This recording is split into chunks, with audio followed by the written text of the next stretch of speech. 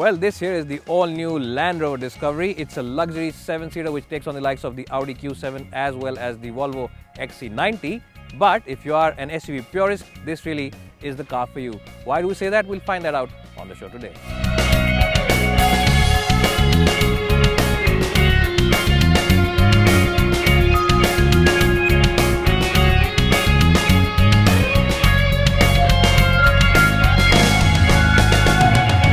Well, so in terms of perceived quality levels, this car's quality is at par, if not better than the Audi Q7 as well as the Volvo XC90, which are exemplary cars in terms of overall quality. And all the switch gear and all these wheels over here, the swivel wheels for the AC controls are made from top-notch materials, and the steering wheel also is really nice to grip. In terms of equipment levels, you get Land Rover's terrain response system, which of course you can choose by using this swivel wheel over here, and you can also raise up the suspension and reduce the suspension on this car because this car comes with the air suspension setting on it as standard. You get ABS, EBD, multiple airbags, and of course this huge roof all across this car. But that's not all, the list is really endless. A special mention has to be made for this Meridian sound system, which is excellent in terms of sound quality, and the bass on this car is something to be heard, to be believed. And you also get this nice touchscreen, which is a genuinely nice and easy system to use. Now the fonts on this one aren't as sharp as the XC90 or even the Audi system, but it is a very intuitive and a very easy system to navigate through. And when you are on the move, of course, you can change the AC settings, the stereo, as well as other paraphernalia inside this car by simply a touch of a button. It really is a very easy system to operate. Now let's talk about the seats and the comfort inside this cabin. These seats are excellent in terms of relaxation. Now if you are driving this car back home after a very tense board meeting, then you will really be nice and snug in these seats because they are very good in terms of cushioning. Now let's talk about utility places because that is our favorite topic, and let's talk about those big 1 liter bottles.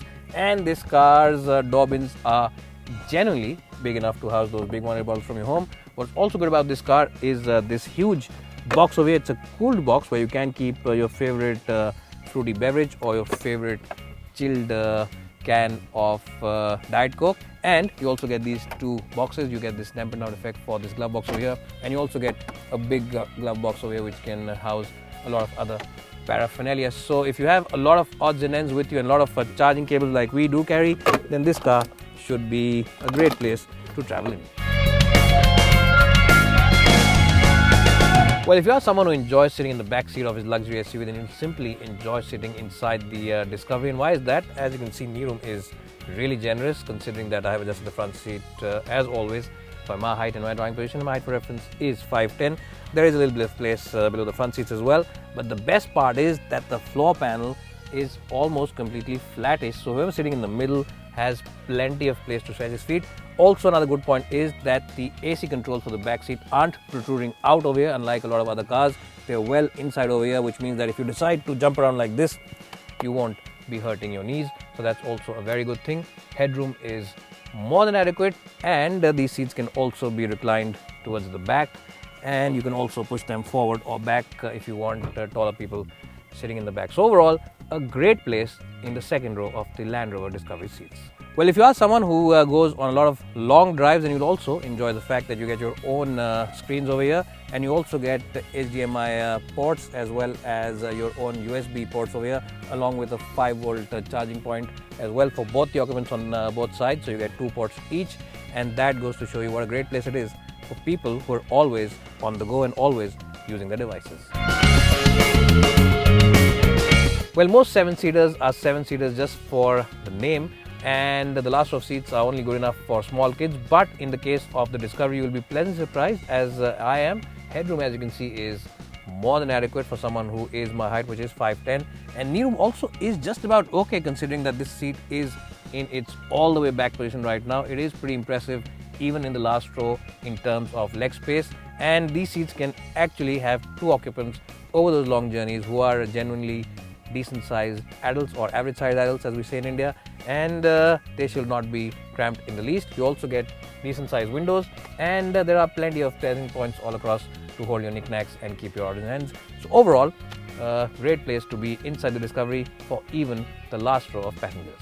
And if you have noisy kids in the car who always are on the tabs and their mobile devices, then you also have your own charging points over in the back, and also places to keep their mobile phones as well as a couple of Diet Coke cans. So overall, a great place inside the cabin of the Discovery, even in the last row of seats.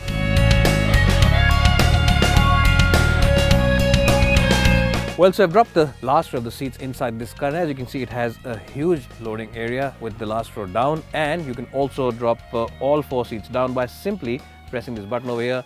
And it does take a little bit of time, but all the rows go down and you have a completely flat loading area. Now, as you can see, this cargo area is actually generally good enough to shift your home in. In fact, it's so big that you can actually even shift your neighbor's home along with your own.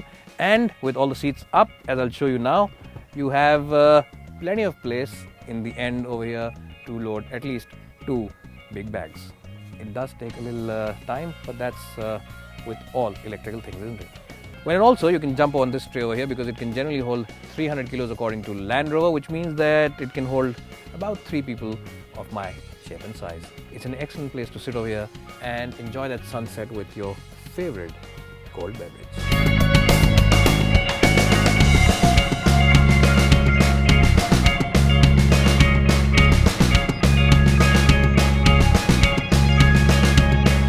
So the Discovery comes with 2 engine options. There's a diesel as well as a petrol option, but I would stick with the petrol simply because the price gap between the two is quite a lot, and sticking with the petrol makes more economic sense. Now, the petrol motor makes about 335 bhp of power, and it is a pretty powerful and punchy engine. There's loads of power available in the mid-range. It's also a very, very refined engine. It's an inherently refined motor, but because it is a V6 supercharged engine, when you do of course push your accelerator pedal hard, then there is a nice and creamy note at the back. Also, it does sound really nice and juicy, so that also adds a little bit of sense of adventure on this car. It is a new chassis that this car is built on. It's about 450 kilos lighter than the outgoing car, and it's also built on a monocoque platform, unlike the older car which was a ladder trim. So in terms of handling prowess, this one definitely feels a lot more agile and a lot more brisk around corners. But that said, it's still not the most sharpest or the sportiest car in the SUV segment. You do get some other cars which are more crisp in terms of handling, but the Land Rover Discovery errs on the side of luxury and comfort, and in that department it's really hard to find fault with this car, simply because these seats are huge in terms of comfort. They're really big and nice seats to sit in.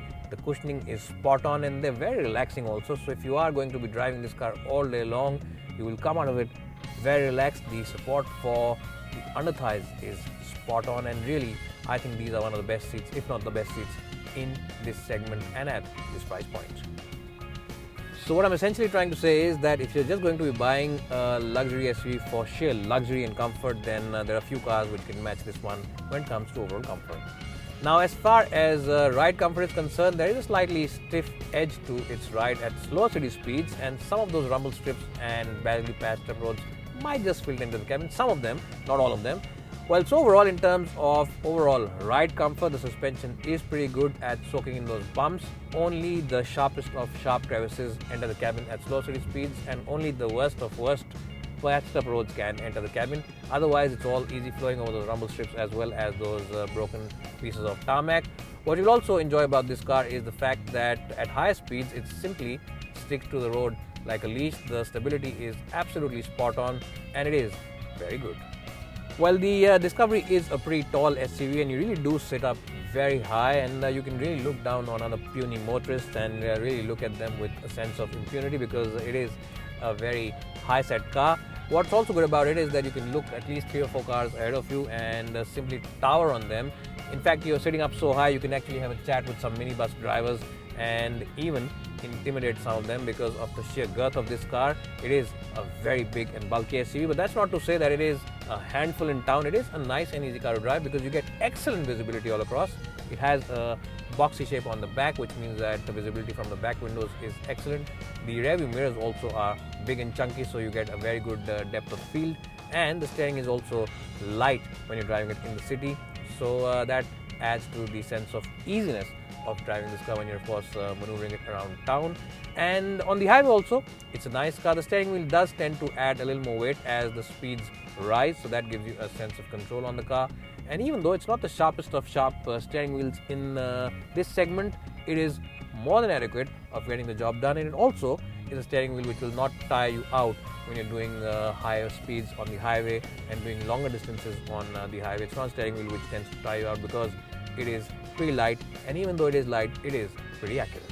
Well, talking about the performance of this car, it is phenomenal to say the least. There's a nice and creamy note at the back every time you rev this engine hard, and you hardly will miss a diesel or want a diesel because this engine has plenty of torque, this V6 petrol that is, and torque levels and torque figures are very good. You get an 8-speed automatic gearbox as well, which is really the last word in terms of overall shifts because it is phenomenal in both upshifts as well as downshifts. You also get these flappy pedals behind the steering wheel to change gears manually, and this gearbox is pretty good even in its manual setting. It is a crisp gearbox and a gearbox which doesn't lag or doesn't have any lag in it. Now overall, in terms of driving dynamics, I just said it's not the sharpest tool in the yard, but it is a car which errs on the side of comfort. The seats are comfortable, the ride quality is excellent, and on the highway it really does stick to the road and offers you a very co-selling ride. Now this car's cabin is also very well isolated from whatever's happening on the outside. There's hardly any engine noise, there's no wind noise, there's no tire noise. So if you are someone who does a lot of highway distances in his SUVs, you will enjoy sitting inside this cabin because the cabin is very well isolated. Now if you are one of those rare people who does take his car for regular off-roading duties, then you can always choose the settings over here. You can choose from the grass and gravel and snow setting. You can also choose the mud setting, you can choose the sand setting, and there's also a rock crawling setting which you can choose, and the suspension, the engine and the gearbox then change their modes and act accordingly. And there's also a low range function over here, which means that the car is very adept at doing those off-road duties if you decide to, of course, go for that SUV experience that Land Rover offers on a very regular basis.